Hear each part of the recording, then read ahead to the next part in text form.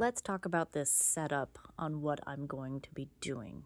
This is a frog pump or a reverse hyperextension. Doesn't matter what you call it.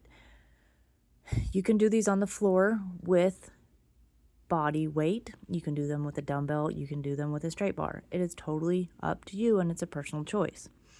The setup is getting a Smith machine and centering a bench so you get weight evenly distributed. Sorry, I can't talk today. Words are hard.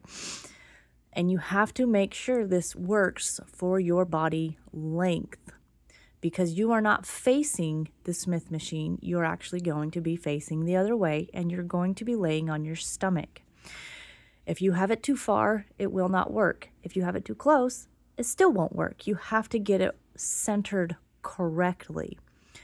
Notice how many times I adjust it to work for me. I line up the pad to hit my hips perfectly. I am not doing this with any weight just to get the form correctly because, again, you have to trust your instincts on this one. This is body awareness. This is machine awareness.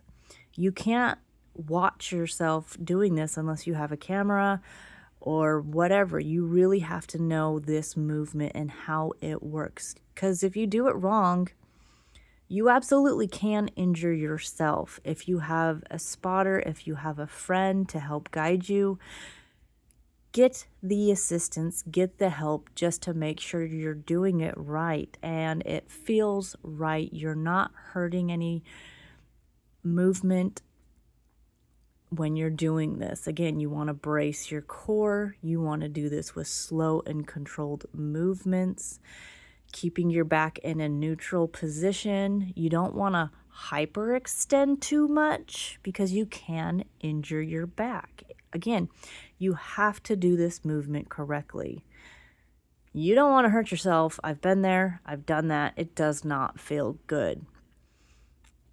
Notice again, I'm positioning it just right. And then I'm adding weight slowly. This is not about heavy weight. This movement is not about heavy weight. It's slow and controlled movements. It's really pushing through that movement, that drive, and getting the full movement. Again, brace your core, set up correctly, and if you don't have the proper shoes, that's a big factor. You really have to control this with your feet. Again,